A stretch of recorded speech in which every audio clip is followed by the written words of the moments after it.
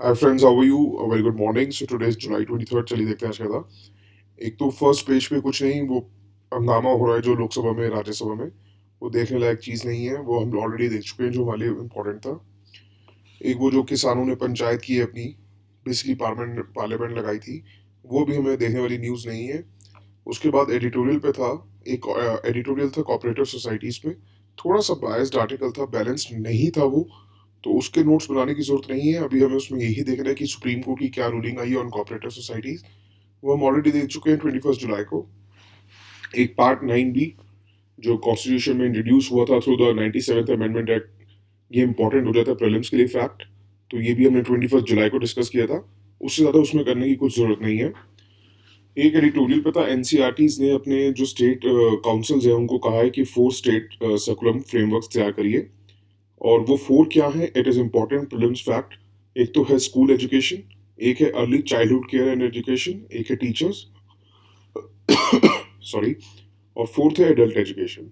यही रिकमेंडेशंस भी दी थी नेशनल एजुकेशन पॉलिसी ने 2020 में। बाकी जो वो आर्टिकल है, it is good article for comprehension practices. उसके अलावा उसमें अभी कुछ देखने की या नोट्स बनाने की ज़रूरत नहीं है। फिर एक एडिटोरियल आपने देखा होगा चाइना के ऊपर पूरा का पूरा था, इतना डीपली जाने की ज़रूरत नहीं है। एक पेज 8 पे था, माइक्रो प्लास्टिक्स का दिया हुआ था कि कैसे वो पॉल्यूशन बना रहे हैं गंगा में। तो एक बारी वो थोड़ा सा इंपॉर्टेंट हो जाता है, क्योंकि ऐसे क्वेश्चंस ना बहुत आते हैं प्रीलिम्स में। तो एक तो याद रखिएगा माइक्रो प्लास्टिक्स पे, जो ये मैं फैक्ट्स दे रहा हूँ ये लिख लीजिए, कि ये स्मॉल प्लास्टिक पीसेस होते हैं less than 5 mm in size.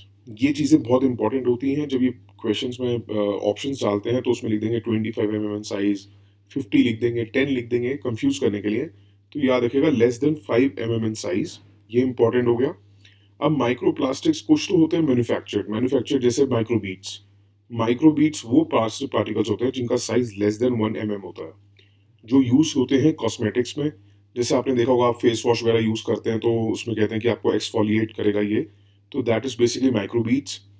Personal care products में यूज होते हैं। उसके अलावा इंडस्ट्रियल स्क्रबर्स हैं जो अग्रेसिव ब्लास्ट क्लीनिंग के टाइम पे काम आते हैं। माइक्रो फाइबर्स हैं जो टेक्सटाइल्स में यूज होते हैं।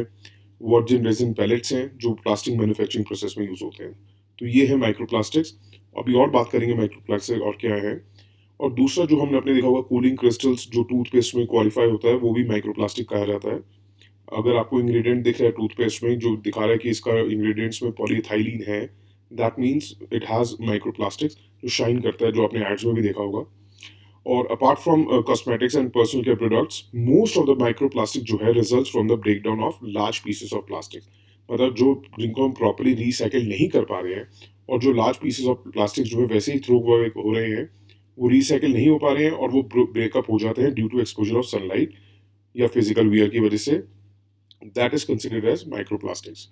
और माइक्रोप्लास्टिक जो है, they are recognised as a major source of marine pollution.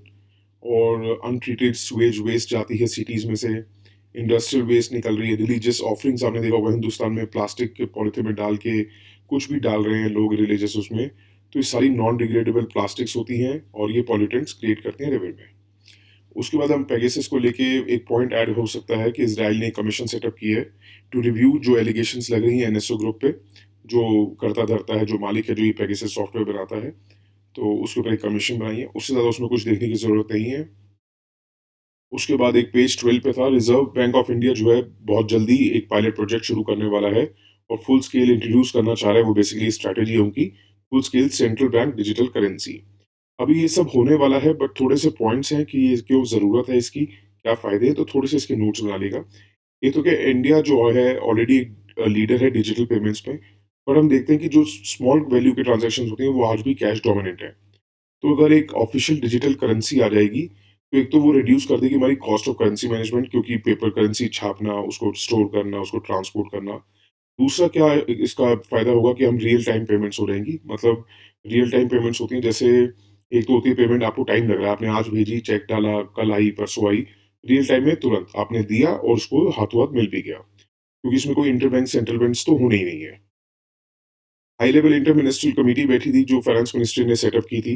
उन्होंने भी रिकमेंड किया था कि हमें इंट्रोड्यूस करना चाहिए सेंट्रल बैंक डिजिटल करेंसी, और उसके लिए थोड़े से लीगल फ्रेमवर्क चेंजेस करने पड़ेंगे आरबीआई एक्ट में।